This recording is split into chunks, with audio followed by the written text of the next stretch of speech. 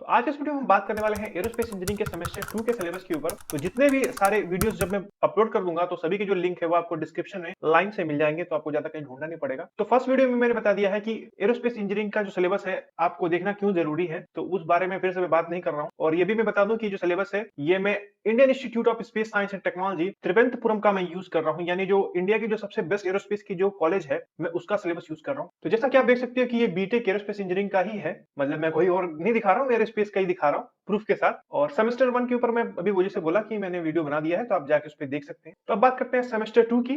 तो इसमें पहले देखते हैं कि कितने सब्जेक्ट्स हैं। तो 1 2 3 4 5 6 6 यहाँ पे आपको सब्जेक्ट्स मेनली देखने को मिलेंगे, बट ये जरूरी नहीं है, ये थोड़ा ऊपर नीचे भी हो सकता है, क्योंकि जो मैंने पढ़ा था वो थोड़ा सा इससे मैच नहीं कर रहा। कॉलेज कॉलेज के हिसाब से जो थोड़ा बहुत ये वेरी कर सकता है। तो एक बात मैं और बताऊं कि इसमें इसके साथ ही साथ जो है मैं ये भी बताऊंगा, अगर आप स्कूल लाइफ में हो या फिर इंजीनियरिंग की प्रिपरेशन कर रहे हो, आप कहाँ कहाँ से जो है क्या क्या पढ़ोगे, तो थोड़ा बहुत आप इसको जो है पहले ही मतलब एक कवर कर सकते हो। आप इसका जो एक बेसिक कंसेप्ट है आप इसको अच्छे से पहले ही बना सकते हो। तो चलिए बात करते हैं सेमेस्टर 2 के सिलेबस के ऊपर। सबसे पहले जो सिलेबस है वो है मैथमेटिक्स का। तो जैसे आप देख सकते हो कि यहाँ पे कुछ चैप्टर्स है, जैसे कि वेक्टर कैलकुलस है, sequence and series of functions, ordinary differential equations, और उसके बाद स्पेशल फंक्शंस। तो ये सारे जो है ये सिलेबस है, तो आप इसको देख सकते हो। और अगर आप इसको पहले पढ़ना चाहो तो आप वेक्टर जो है और कैलकुलस जो है ये आप पढ़ सकते हो, जो आपके जो भी कुछ 11 12 के जो कोर्स में है। सीक्वेंस एंड सीरीज आप पढ़ सकते हो, और डिफरेंशियल इक्वेशन आप पढ़ सकते हो। तो ये सारी चीजें हैं वो आप पहले से पढ़ सकते हो। और ये तो मैथमेटिक्स जब आप इंजीनियरिंग करोगे तो आपको पढ़ना ही पड़ेगा, जब पढ़ना रहेगा तो पढ़ लीजिएगा। बट हाँ, बेसिक्स अपने जो है इससे आप क्लियर कर सकते हो। और ये जितने भी हैं ये बाकी सब थ्योरम्स हैं। तो ये थ्योरम्स आपको उतना मतलब थ्योरम बिल्कुल नया ही होता है, लेकिन जो उसके पीछे जो आप यूज करते हो, थ्योरी यूज करते हो, जो कॉन्सेप्ट यूज करते हो, वो 11 12 के सिलेबस के हिसाब से ही होता है। तो थोड़ा सा आप 11 12 का सिलेबस क्लियर कर लीजिए, आगे चल के आपको आसानी होगी। फिर देखिए यहाँ पे 3 थे टेक्स्ट बुक जो है वो इन्होंने दिया बताया हुआ है, तो अगर आप इनका यूज करना चाहे तो कर सकते हो। और यहाँ पर रेफरेंस भी दिया हुआ है, तो आप चाहे तो उसका यूज कर सकते हो, और आप इंजीनियरिंग कर रहे हो तो। वरना अगर आप तैयारी कर रहे हो अभी तो इसकी जरूरत नहीं है अभी। उसके बाद है कंप्यूटर प्रोग्रामिंग एंड एप्लीकेशन। तो यहाँ पे इंट्रोडक्शन टू लाइनेक्स, यहाँ पे लाइनेक्स के बारे में आप पढ़ सकते हो।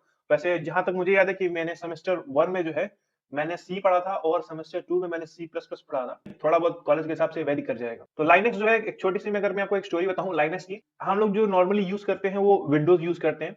और मेरे कॉलेज में एक बार जो है एक इसरो साइंटिस्ट जो थे वो आए थे, मतलब एक ऑर्गेनाइज किया जाता है कि, और मतलब जो इसरो साइंटिस्ट हैं वो कहीं कहीं किसी किसी कॉलेज में जाते हैं और लेक्चर देते हैं, ताकि थोड़ा बच्चों को मोटिवेट कर पाएंगे। तो वो आए थे ऐसे ही लेक्चर देने के लिए। तो मैं जो है उनका जो लाइनेक्स का एक लैपटॉप था उस पे लाइनेक्स मतलब इंस्टॉल था, वो मैं यूज कर रहा था। उन्होंने मुझे वो लैपटॉप दिया और कहा कि इसे जो है प्रोजेक्टर से कनेक्ट कर दीजिए। बट लाइनेक्स जो है वो, मैं विंडोज यूजर हूँ, मुझे लाइनेक्स के बारे में कुछ खास पता नहीं था, और मैं कनेक्ट नहीं कर पा रहा था। तो एट लास्ट फिर मैंने उनको बुलाया और वो हंस रहे थे। जितने भी इसरो साइंटिस्ट हैं वो विंडोज का यूज नहीं करते हैं, वो दूसरा यूज कर लेंगे बट विंडोज तो यूज नहीं करेंगे, क्योंकि विंडोज को थोड़ा सा हैक करना ईजी होता है। बट ये सब जो है ये थोड़ा इन लोग को जो है कमांड बेसिकली पे चलते हैं, तो उनको हैक करना मुश्किल होता है। प्रोग्रामिंग की बात करें तो प्रोग्रामिंग में आप क्या पढ़ोगे, प्रोग्रामिंग में आप बिल्कुल बेसिक पढ़ते हो, कोई बहुत ज्यादा हार्ड नहीं होता है। लेकिन अगर आपने थोड़ा बहुत पहले से पढ़ रखा है तो बहुत हेल्पफुल हो जाएगा, क्योंकि वहां पे कॉलेज में मोस्टली जो है ये सारे जो सब्जेक्ट्स होते हैं इनको ऐसे पढ़ाया जाता है जैसे वो आप पहले पढ़ चुके हो। तो जरूरी नहीं कि सभी कोई ज्यादा एक्सप्लेन करे, हो सके कि वो बेसिक बेसिक चीजें बता के और वो आगे बढ़ जाते हैं। तो मुझे इसमें थोड़ा बहुत दिक्कत आई थी, क्योंकि मैंने इसे कभी प्रोग्रामिंग मैंने पढ़ी नहीं थी। तो आप इसे जो है थोड़ा बहुत कोर्स आप बाई कर सकते हो, या फिर आप ऑनलाइन में यूट्यूब पे वीडियोस हैं आप उसे भी देख के और जो बेसिक जो प्रोग्रामिंग जो है आप उसको सीख सकते हो। यहाँ पे इसकी कुछ बुक्स इन्होंने रेफर की हुई है, तो आप इनका यूज कर सकते हो। और ये है रेफरेंस भी इन्होंने दिया हुआ है। तो अब चलते हैं नेक्स्ट सब्जेक्ट पे, फिजिक्स 2 पे। इसमें आपको कुछ चैप्टर्स देखने को मिलेंगे, जैसे कि इलेक्ट्रिसिटी, मैग्नेटिज्म और ऑप्टिक्स। ये सारे आपको यहाँ पे चैप्टर्स देखने को मिलेंगे।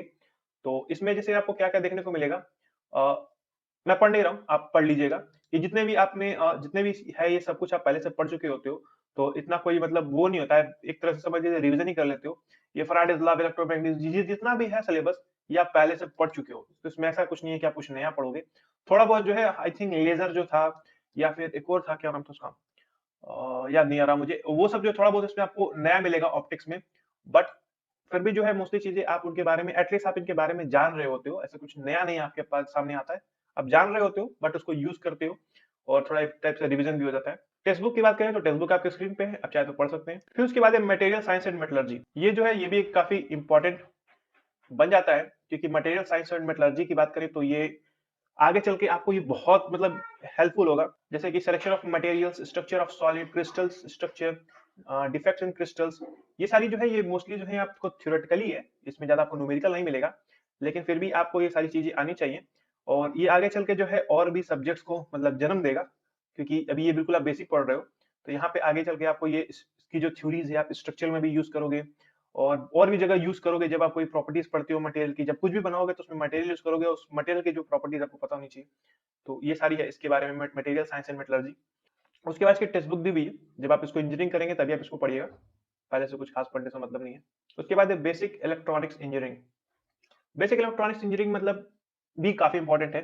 अगर आप अपने कॉकपिट को देखिए तो उसमें कॉकपिट में मोस्टली चीजें जो होती हैं वो इलेक्ट्रिकल चीजें होती हैं, तो आपको इलेक्ट्रॉनिक्स के बारे में भी पता होना चाहिए। और सेम यही प्रोग्रामिंग के भी साथ है, आपको प्रोग्रामिंग में वहाँ पे प्रोग्रामिंग भी यूज होती है, तो आपको एटलीस्ट बेसिक पता होनी चाहिए उसकी। और बेसिक इलेक्ट्रिकल इलेक्ट्रॉनिक्स में आप क्या क्या पढ़ोगे यहाँ पे, semiconductor, diode, characteristics, biasing circuit, amplifier, introduction to operational amplifier. तो इसमें कुछ खास नया नहीं मुझे लगा, मतलब मेरा फिजिक्स जो था वो स्ट्रांग था, तो मैं अपने हिसाब से बता रहा हूँ कि मुझे काफी जो है ये टफ नहीं लगा, बहुत इजी है। हाँ, बट इसके न्यूमेरिकल्स जो हैं वो थोड़े से आपको पढ़ने पड़ेंगे, थोड़ा मेहनत करना पड़ेगा न्यूमेरिकल्स में। और यहाँ पे देखिए टेक्स्ट बुक दिया हुआ है, तो टेक्स्ट बुक जो है आप यूज कर सकते हो, और रेफरेंस भी यहाँ पे दिया हुआ है।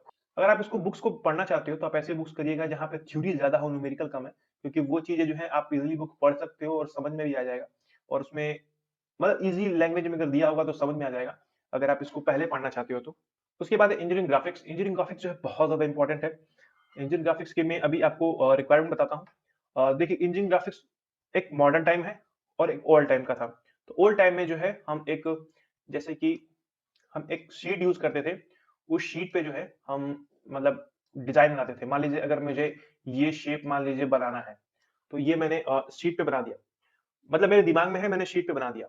बट अगर इसको मैं 3D बनाना है तो एक सर्टेन रूल होता है, जिस रूल के हिसाब से आपको जाना पड़ता है। अगर इसका एग्जांपल दूं, तुम समझिए मैथमेटिक्स से, अगर आप कोई कोई कैलकुलेशन करते हो तो वो कैलकुलेशन का जो रूल होता है बिल्कुल सेम होता है। तो रिजल्ट कैसे आया, तो वो आदमी कैलकुलेट करके बीच में दूसरा आदमी भी उसको देख के समझ सकता है।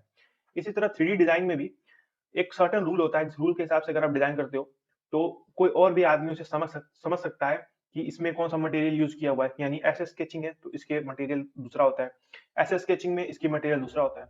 तो ये जो है थोड़ा बहुत मतलब लोगों को आइडिया लग जाता है। और लेकिन जो अगर हम मॉडर्न टाइम की बात करें तो मॉडर्न टाइम में जो है वो 3D यूज होता है। 3D में जैसे हो गया ऑटोकैड हो गया, तो यहाँ पे आपको आई थिंक यहाँ पे बस आपको एक टाइप से ओवरव्यू देंगे। बट ऑटोकैड में क्या होता है कि कोई भी चीज का आप जैसे 3D मॉडल बनाते हो तो आप उसको रोटेट करके रिवॉल्व करके आप उसको देख सकते हो, और उसमें मटेरियल प्रॉपर्टीज लगा सकते हो, तो वो मतलब बिल्कुल जैसे ओरिजिनल टाइप का जो बनने के बाद जैसा दिखेगा बिल्कुल वैसा ही दिखेगा। तो वो काफी जो है हेल्पफुल हो जाता है। तो इंडियन ग्राफिक्स का सिलेबस आपके पास है, आप चाहे तो उसका देख सकते हो। और पढ़ने की कुछ इसको खास जरूरत नहीं है। अगर आप पहले कुछ सीखना चाहते हो तो ऑटो कैड सीख सकते हो, और ये उसका जो है टेक्स्ट बुक है, तो टेक्स्ट बुक आप चाहे तो रेफर कर सकते हो, और रेफरेंसेस भी कुछ दी हुई हैं। तो नेक्स्ट है केमिस्ट्री लैब। केमिस्ट्री लैब में आप जैसे देख सकते हो, ये आई थिंक मैंने इस केमिस्ट्री लैब को मैंने जो है फर्स्ट सेमेस्टर में ही पढ़ लिया था, और हमारे जो फर्स्ट सेमेस्टर की जो लैब थी उसी में केमिस्ट्री लैब इंक्लूडेड था, क्योंकि केमिस्ट्री का जो सब्जेक्ट था वो तभी था, अभी मैं आपको दिखाऊंगा। और केमिस्ट्री लैब में देखो आप क्या क्या पढ़ सकते हो, ये सारी चीजें हैं, इसमें से थोड़ा बहुत आपको पता होगा, और थोड़ा बहुत क्या आई थिंक आपको पूरा पता होगा, मतलब थ्योरी तो आपको लगभग पता ही होती है, लेकिन कुछ चीजें जो है आप फिर से पढ़ते हो। Basic electrical and electronics engineering lab, यहाँ पर जो है ये भी काफी इंपॉर्टेंट है। जैसे इलेक्ट्रिकल इंजीनियरिंग लैब है और इलेक्ट्रॉनिक्स इंजीनियरिंग लैब है, तो थोड़ा बहुत डिफरेंस होता है दोनों में, तो वो आप पढ़ोगे। आपको हर एक एक्सपेरिमेंट की जो वीडियो है वो आपको इंटरनेट पे मिल जाती है, तो आप उसे देख के समझ सकते हो। यहाँ पे सेमेस्टर 3 स्टार्ट हो जाएगा। तो एक चीज और बताऊं कि इसको पढ़ने का सबसे बढ़िया तरीका क्या होता है, जो लैब चीजें होती हैं वो आप पहले मतलब जिस दिन आपको जो एक्सपेरिमेंट करने होते हैं उससे पहले आप एक वीडियो देख लीजिए। उससे क्या होता है कि आपको एक अच्छा खासा आइडिया लग जाता है, और वहां पे आपको रश नहीं होगा, वहां पे आप समझ जाओगे कि ये एक्सपेरिमेंट ऐसे होता है, इसका चीजें ऐसी होती हैं। क्योंकि उसी दिन जो होता है वो वाइवा भी होता है, तो वाइवा में मार्क्स भी आपको अच्छे खासे मिल जाएंगे, क्योंकि आप फटाफट समझ जाओगे। लेकिन अगर आप वही वीडियोस कुछ पहले से देख के नहीं जाओगे तो बहुत दिक्कत आती है। तो ये था आज का वीडियो सेमेस्टर 2 के सिलेबस के ऊपर।